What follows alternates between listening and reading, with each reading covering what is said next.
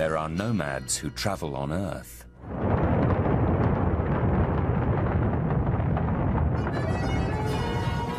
And others who wander through space.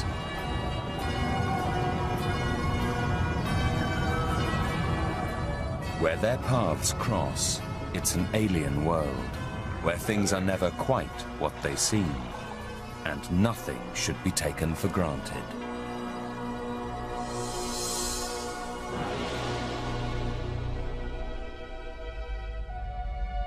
Space. Up here, there's an infinity of that.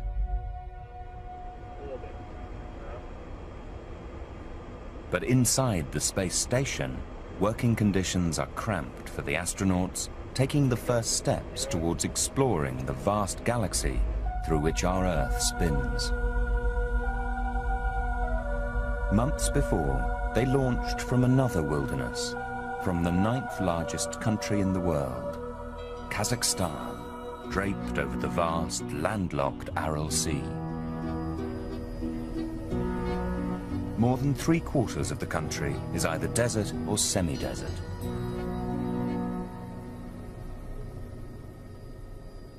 Yet even in winter, this unearthly-looking wasteland is far from empty, but full of strange surprises.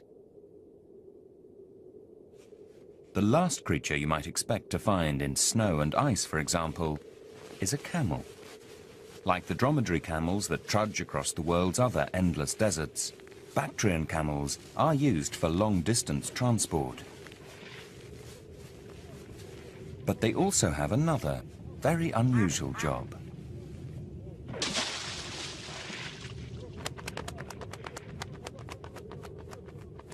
The ice on the Aral Sea can be 15 centimeters thick. That's 6 inches. After enough fish have been herded in, a trained camel, harnessed to a rough pulley system, is walked in tight, delicate circles on the ice.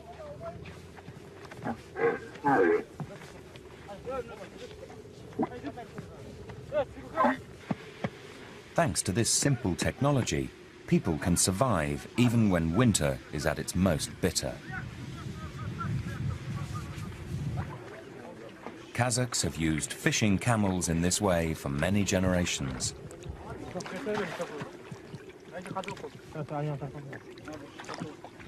Today's healthy catch provides more than just food.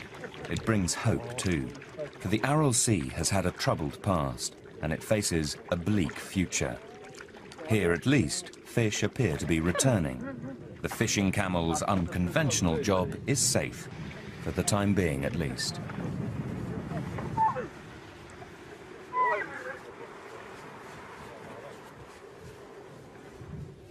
Kazakhstan is gigantic, bigger than the United Kingdom, France, Spain, Italy, and Germany combined.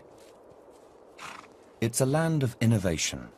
Wild horses may first have been domesticated here, and in the 13th century, Genghis Khan, ruler of the great Mongol Empire, was one of the legendary leaders to use cavalry to gain power, sending his armies thundering across Central Asia on horseback.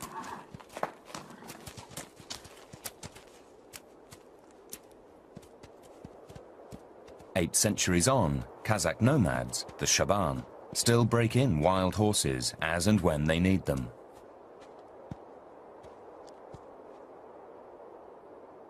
But another, far mightier form of horsepower is also harnessed in Kazakhstan. During the Cold War, the Soviets based their space program here at the Baikonur Cosmodrome, the first launch site in the world. At the time, Kazakhstan was the second largest Soviet Socialist Republic. Remote, vast, and desolate, it was exactly what the Soviet government had been searching for.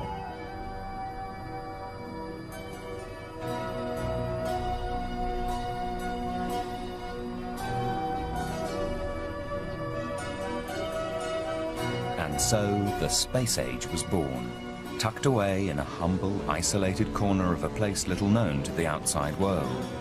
The Baikonur Cosmodrome was destined for meteoric success.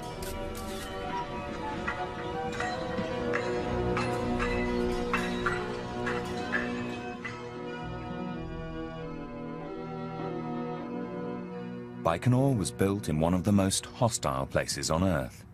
These grasslands or steppes stretch halfway across the world, from China to Europe, a vast, arid corridor linking east to west.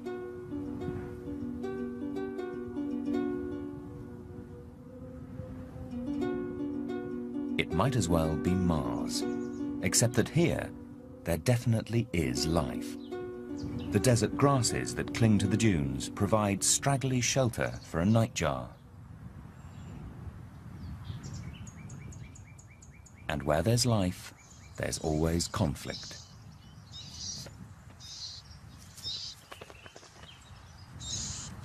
A warbler chick, too young to fly, is watched carefully by its mother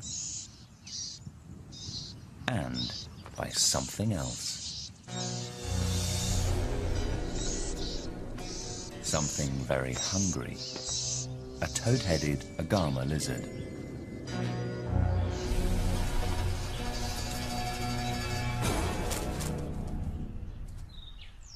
The tail flicking is a conspicuous warning to a nearby rival.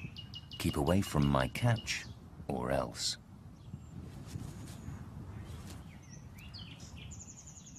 But messages from an empty stomach are too strong to ignore. The tail flicks were no empty threat.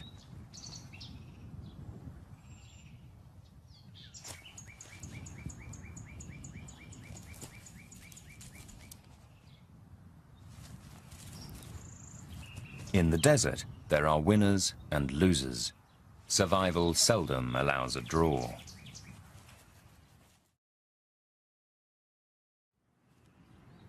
In the vast expanses of Kazakhstan, things are never quite what they seem. Animals familiar to their southern neighbors look a little odd. The dromedary camel that roams the deserts of Africa, the Middle East, and India has a single hump. Here in Asia, its cousin has not one hump, but two. Hardy and strong, Bactrian camels are built to cope with some of the harshest conditions on Earth. They can survive for weeks on dry grass alone.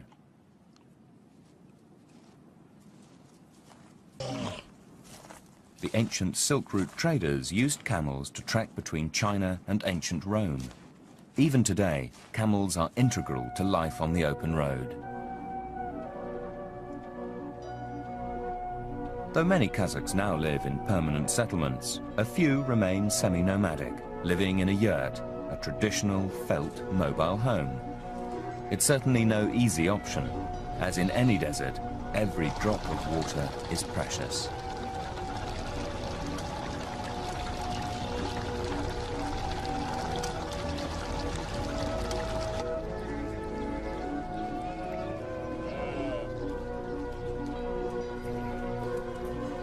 Some aspects of this lifestyle have barely changed in centuries.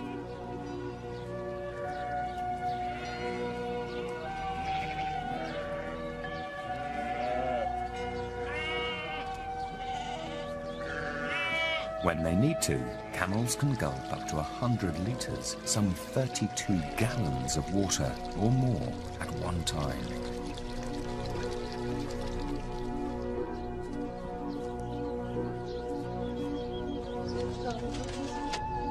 Kazakhstan gained political independence in 1991. But some of the indigenous people have always clung to a different kind of independence, self-reliance.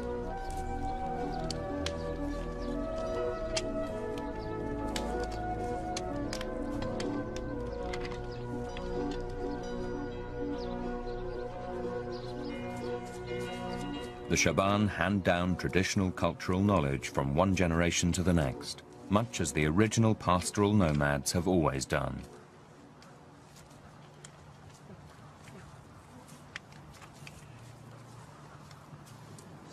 They pass on skills such as how to make the most of their camels. The calf is kept with its mother to encourage milk production, and when the weather gets warmer, the camel's hair can be used to make warm blankets.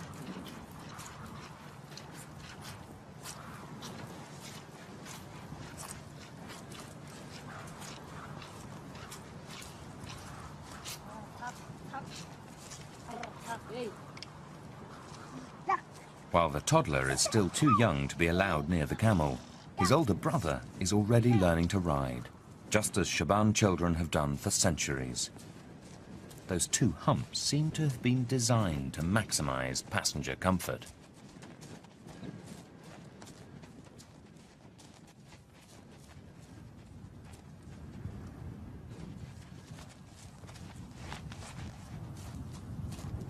Wild Bactrian camels still roam the Gobi Desert in Mongolia. When food is scarce, Bactrian camels metabolize the fat stored in their humps to produce energy and water. Camels may have been used by humans since as far back as 2500 BC. Another desert in Kazakhstan is a grim reminder of nature's fragility. All that's left for these ships is the spectre of a lost sea. Kazakhstan has suffered much environmental abuse, but the Aral Sea is one of its greatest catastrophes.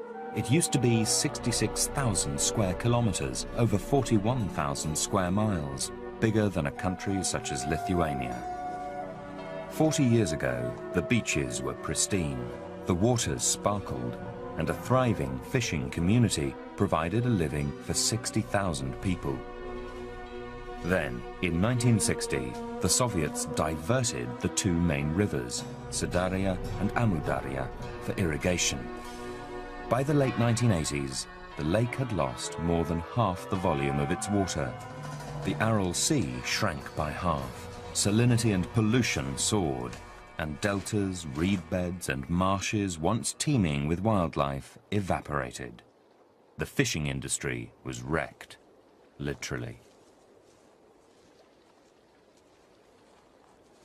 To reach what was once a bustling fishing town can now involve a trek across as much as 100 kilometers, over 60 miles of wasteland.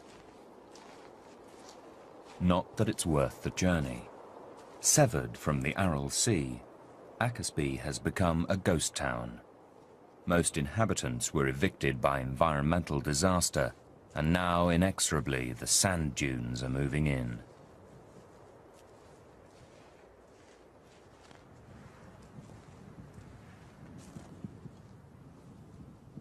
As elsewhere in Kazakhstan, Akaspi fell victim to disastrous agricultural experiments. If it weren't for the presence of a few camels, there would be no clue that anyone still lives here.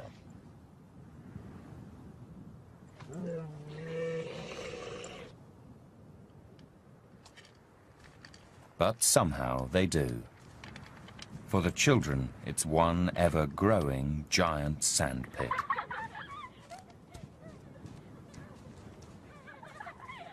The Soviets used to pipe water here, but since independence, that precious supply has all but gone. The Aral Sea disaster forced men of working age to seek employment elsewhere.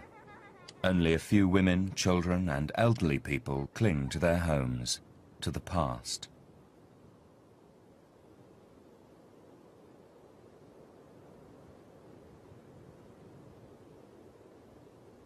Soon they too will be gone. The desert has won this race for space.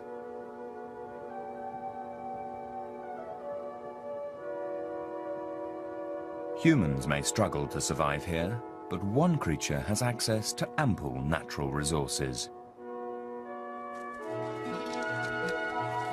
A dung beetle, flipped upside down into a moving handstand, barrels a ball of camel dung along with its back feet.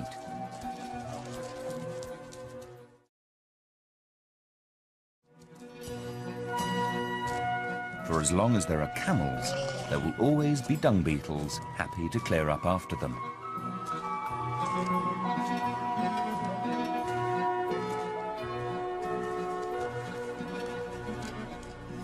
The dung will provide food and shelter for the beetles' larvae. Dung beetles aren't the only creatures to survive ecological crises. In 1988, the Soviets ordered a gradual increase in water flow to the Aral Sea, although the plans were never carried out. In some parts, life is returning. The Aral Sea has been a traditional stop-off point for a long-distance traveller, the eastern white pelican, back from its wintering grounds in Africa and India.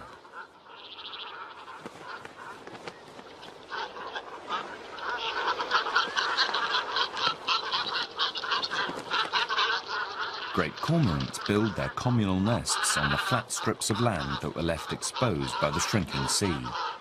Once deep below the surface, this island has been transformed into a towering pyramid of branches, sticks and dried weeds. A castle, complete with a moat.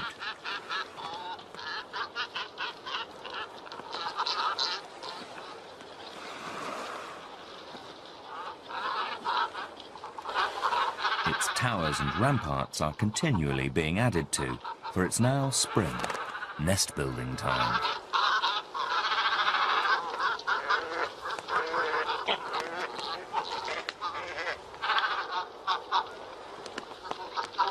Somehow, each cormorant can recognize its mate from among the masses, parachuting into land in exactly the right spot.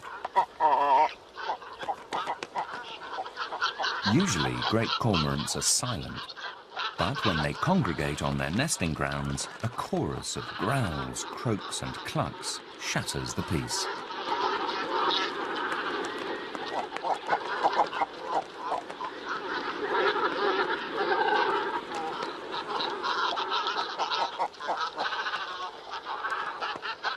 The eggs hatch about a month after being laid. Then it gets even more raucous.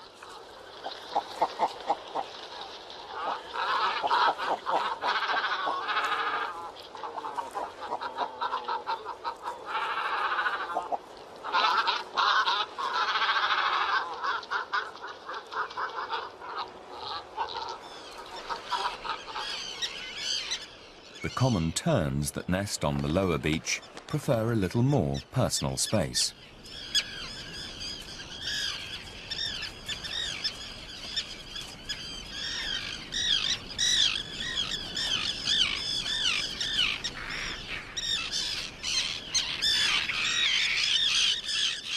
They share the shores with their relatives, Caspian terns. No comfortable cushion of twigs here.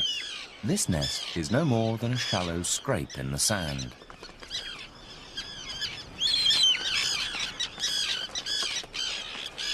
If terns are built for flying, avocets are built for wading. Those long legs are perfect for sloshing through the shallows.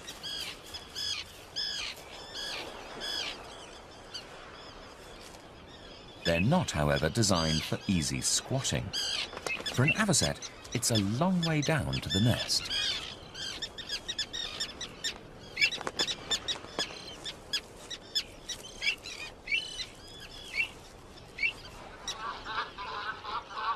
Humans may have been forced out, but there seem to be enough fish left in the Aral Sea for a small population of birds, though the hard-working cormorant parents still struggle to meet the insatiable demands of their ravenous chicks, who are always clamouring for more.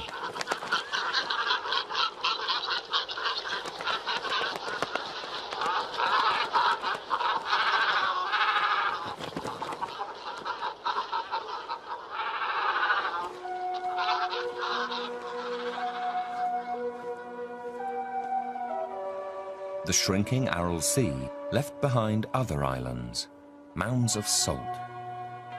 Beyond these, up on the high plateau, there's a miniature model galaxy, complete with spherical planets and satellites.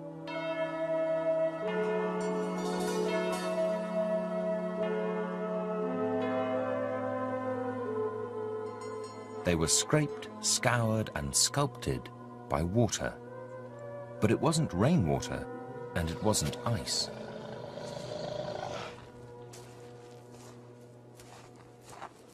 The clue to the origin of these strange objects lies deep inside. Ancient marine fossils are embedded in the rock. These boulders were rounded by seawater, for this was once part of a vast ancient sea which was raised during the Tertiary Age. All that's left is a prehistoric carpet littered with fossil fragments millions of years old.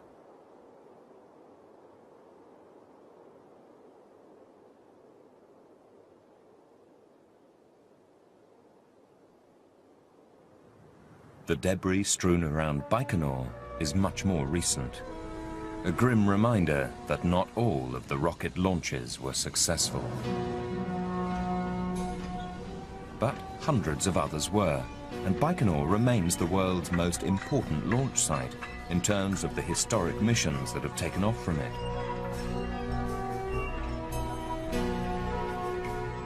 Though they live in the shadow of groundbreaking progress, some nomads don't let the modern age overtake them.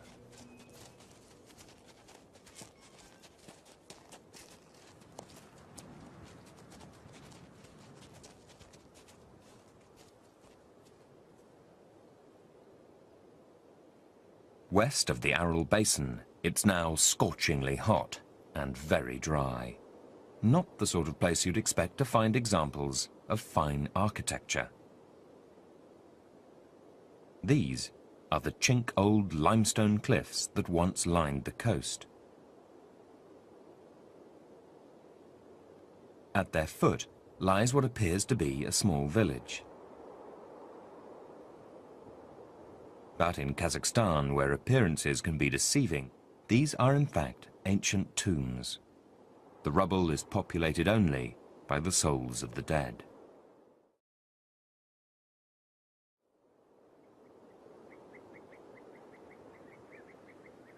To find life, we must explore higher in the crumbling, dry, buff-coloured cliff face, where some inhabitants bring a welcome splash of colour.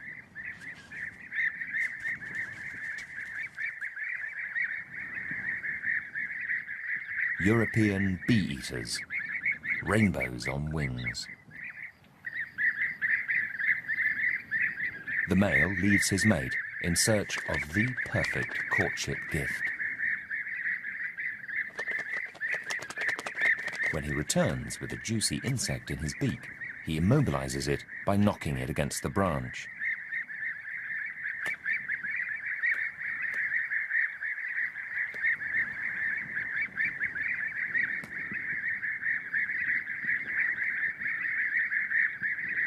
The bee-eater's nest is in a vertical wall of mud. It seems safe, but lurking below, a Tartar sand boa needs to fill its belly. And those without legs are often the most skillful climbers.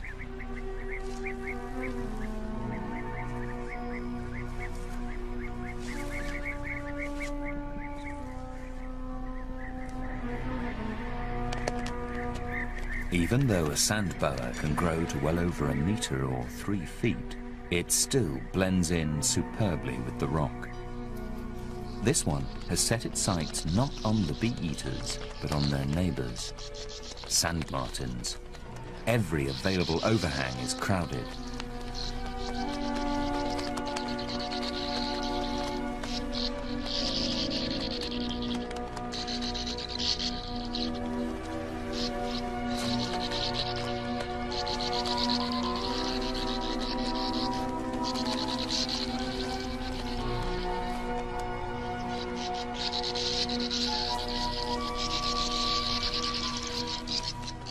This nest is already empty. While still going in, the sand boa simultaneously comes out. Time for some traversing.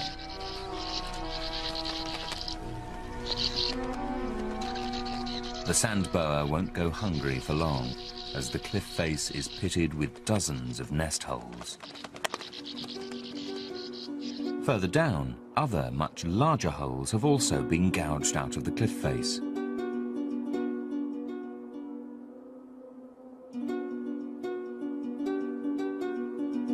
Ancient cave temples carved deep into the rock.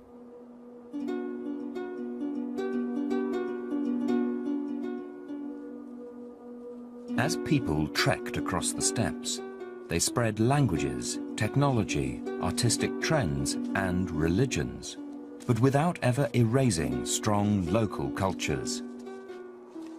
In Kazakhstan today, faith is a rich blend of imported Islam mixed with traditional ancestor worship and animism, or the belief that every plant, animal and object has a soul.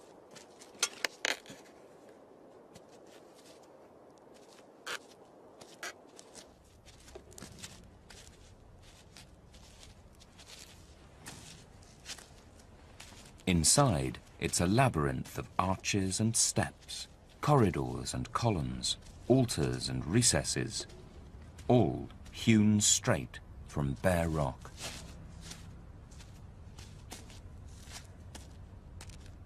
Pre-Islamic cave temples with Islamic influences, such as a hanging Quran.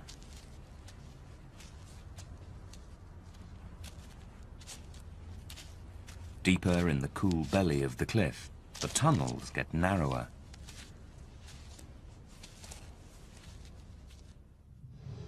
In space, it's even more of a tight squeeze.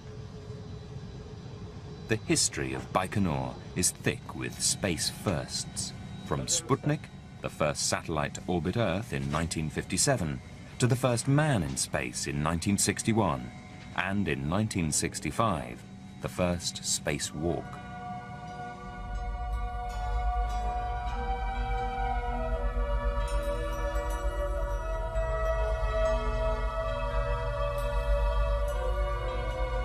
In 2001, Baikonur celebrated another first.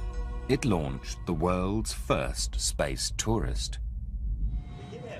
They may be at the forefront of pioneering technology, but astronauts are only human. The temperature inside the space station is carefully controlled and remains constant.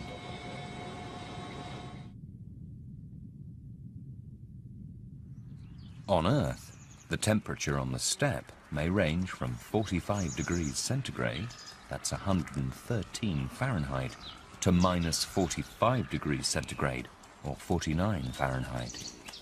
And that explains the existence of one of the most outrageous noses in the world. The extremely rare, strange-looking Saiga carries a thermostat on its face. Inside that inflatable humped nose is a unique network of bones, hairs, and mucus-secreting glands. Shelduck and many other birds simply migrate when it gets too cold.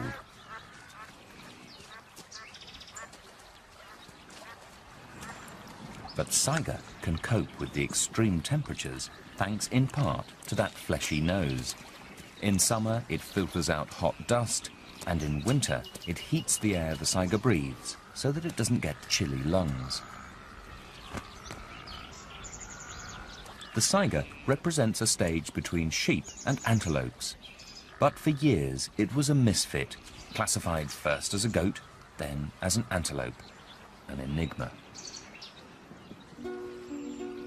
Rather like this creature. When is a snake not a snake? When it's a legless lizard.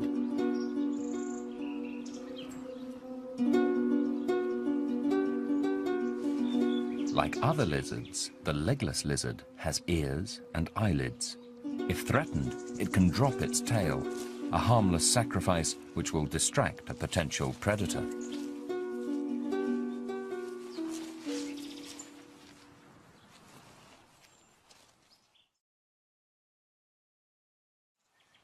Shelduck escaped by launching into space. This one was disturbed by a goitered gazelle male. But the buck, however, has got only one thing on his mind: keeping an eye on the females.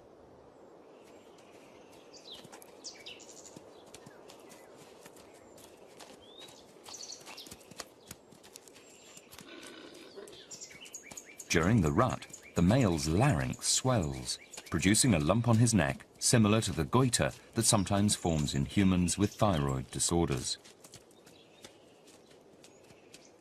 Thanks to this enlarged voice box, the male can produce hoarse bellows, the better to defend his territory and attract mates.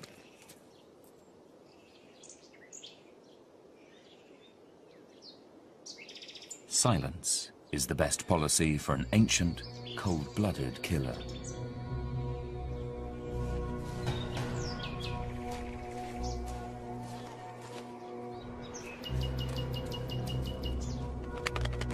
This is no ordinary lizard. It's a desert monitor, the biggest, most powerful lizard in the whole of Central Asia, and it has a voracious appetite.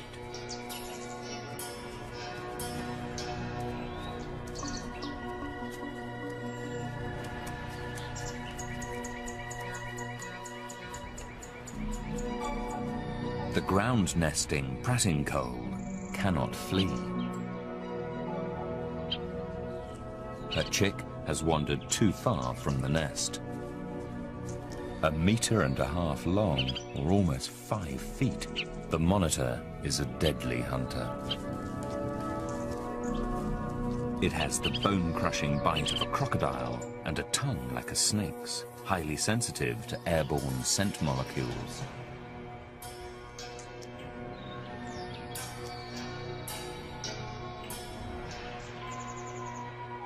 It also has an expandable throat and a flexible jaw, so it can swallow massive chunks of flesh. It's time for drastic action. Astonishingly, the pratincoal leaves her hiding place. Then, in full view of the monitor lizard, she puts on the performance of her life. She acts as though her wing is broken. Distracted by her conspicuous struggles, the monitor turns its attention away from the chick. This is no dress rehearsal. The monitor lizard is capable of shocking bursts of speed.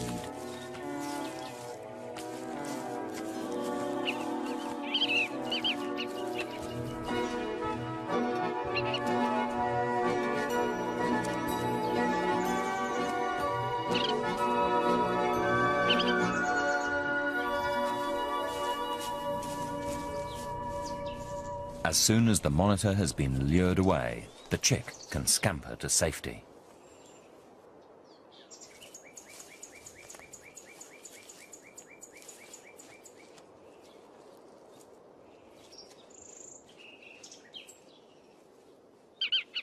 Backstage at last, and another chick saved.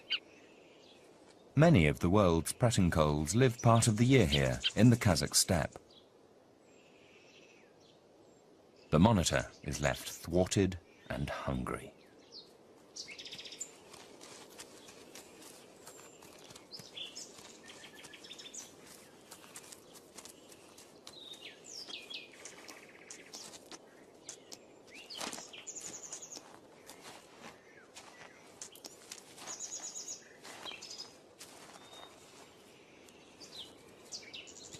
Others, too, are struggling to find enough to eat.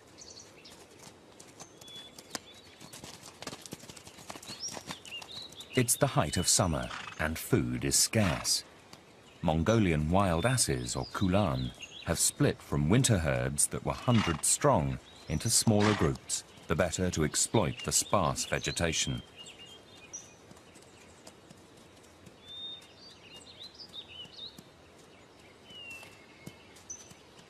They are highly social, intelligent, and extremely endangered.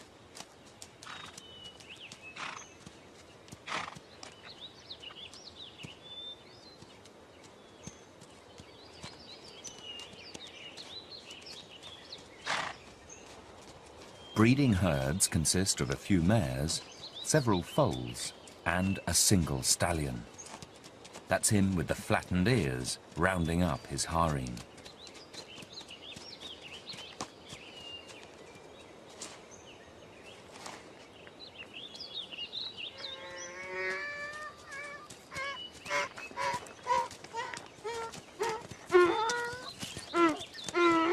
Although Kazakhstan's kulan population has declined severely, now, thanks to conservation efforts, numbers are gradually rising.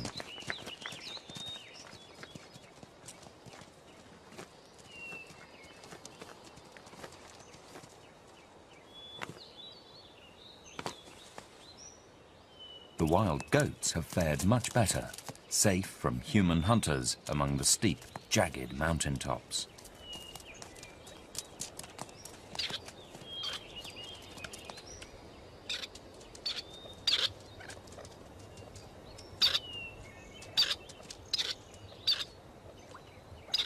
The only problem with this penthouse lifestyle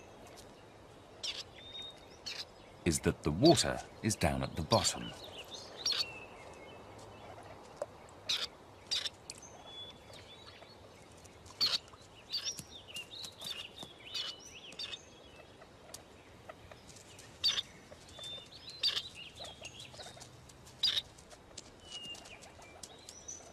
Once the chukar partridges have had their fill, the wild goats or ibex can take their turn. With compact feet, small, sturdy bodies, and a low center of gravity, they are nimble scramblers.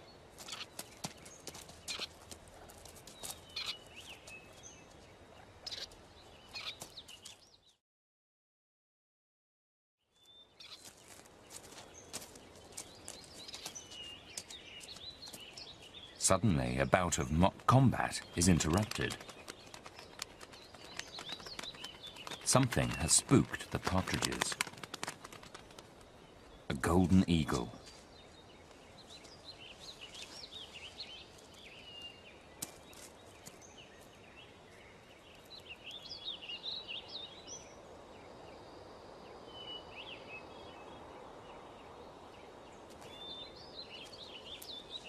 With vice-like talons and a dagger for a beak, the golden eagle commands instant respect. Small mammals are often on its menu.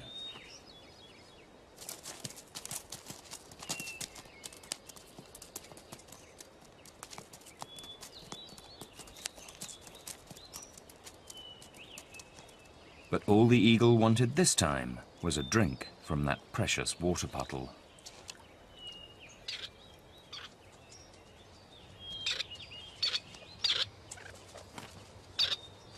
Its presence caused quite a stir.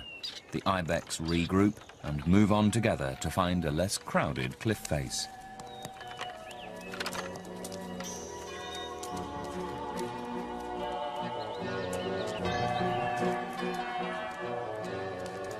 These are nature's mountaineers, found all over Central Asia, usually high up near the snowline.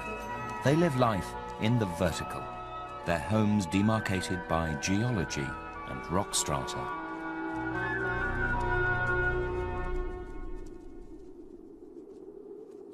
Another hooved creature also enjoys the high life.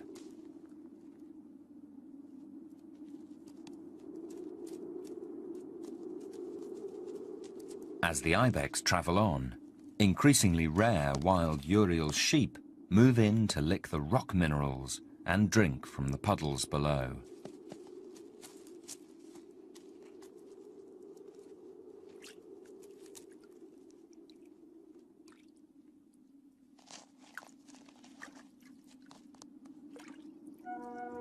And a griffon vulture spots an opportunity.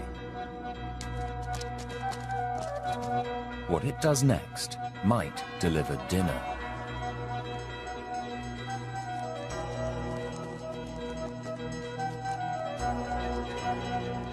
Like other vultures, the griffons are scavengers, but as well as feeding on dead meat, they also sometimes prey on injured animals.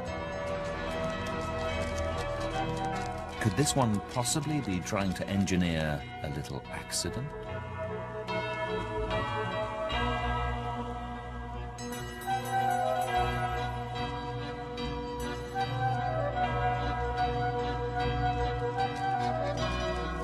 The Urial sheep flee upwards, tackling near vertical slopes in their desperation to escape. Will one of them lose its footing in the panic and provide a fresh meal for the vulture?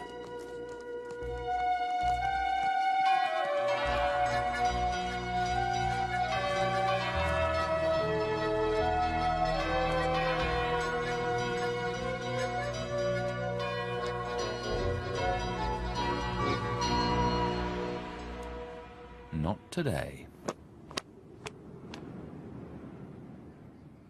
The griffon vulture will have to search further afield for a carcass to strip. Hitching a ride on the thermals with its near 3-meter wingspan, that's just under 10 feet, it soars above the plains in search of a different sort of sheep. Domestic sheep.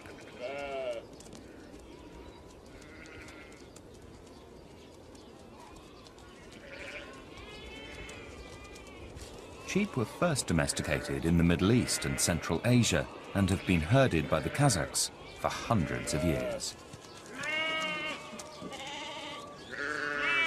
Protecting the sheep requires constant vigilance. Lambs in particular are extremely vulnerable.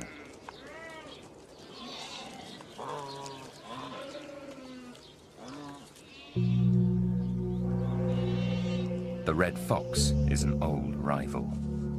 When it appears, a local expert is called upon to help.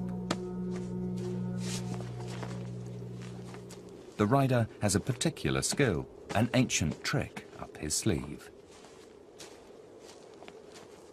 Or rather, on his sleeve. A golden eagle, and it's as tame as a pussycat.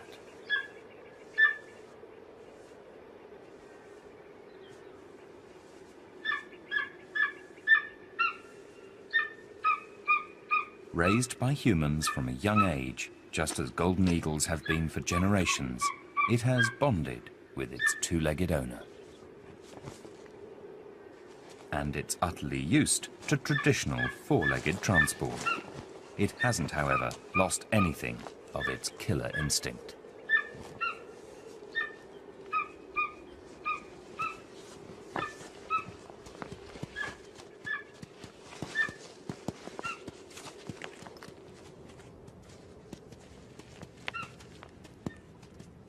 Man, horse, and bird.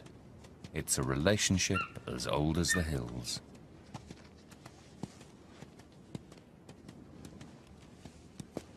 Picturesque it may be, but there's little room for romance in the harsh Kazakh desert.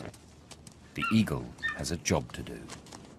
And in case it needs help, a backup team has been called in.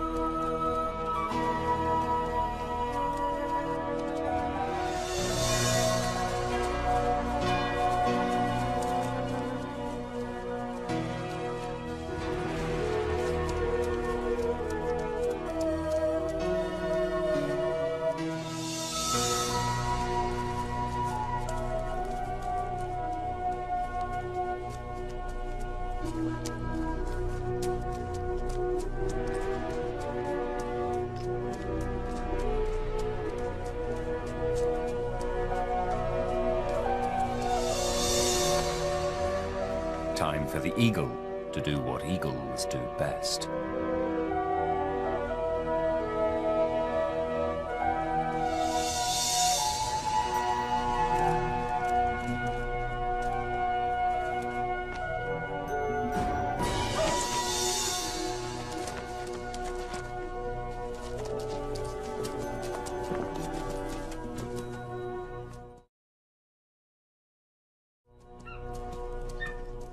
Once it's all over, the eagle's hood is slipped on again so that it isn't distracted during the ride home.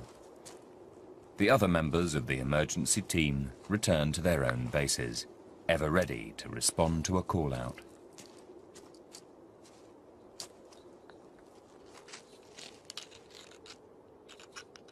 So proud are the Kazakhs of this legendary bond with the golden eagle that the bird even appears on their national flag.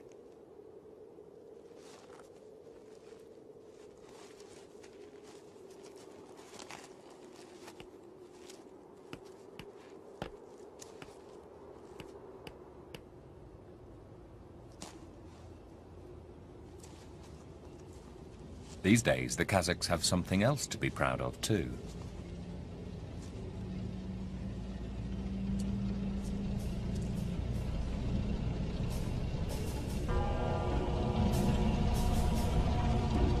Baikonur. Driven during the Cold War by a combination of the race for space and hostile nuclear standoff, The Baikonur Cosmodrome is these days at the heart of much warmer relations.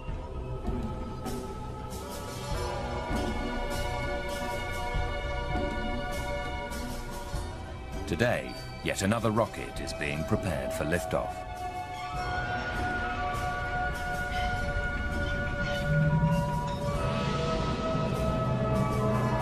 Once a test center for ballistic missiles, Baikonur is now a key player in a unique partnership of nations, an international space program.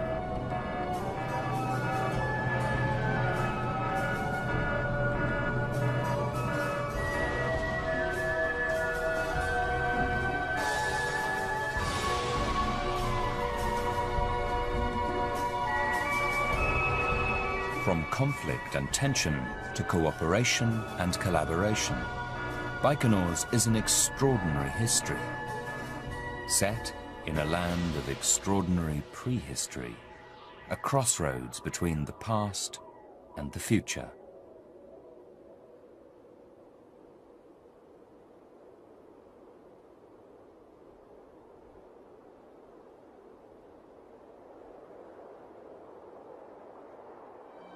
Ancient rock carvings depict saiga, kulan, camels, and wild goats.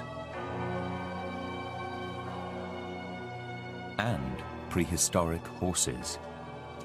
Etchings that depict how nomadic people lived 3,000 years ago, and echo how a few semi-nomadic people still live today.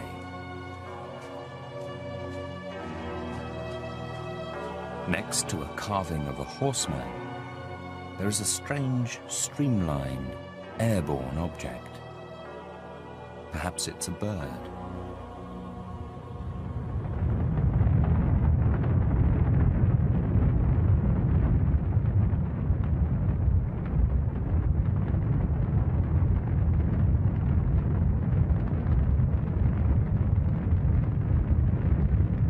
Since its inception, thousands of launches have left from Baikonur.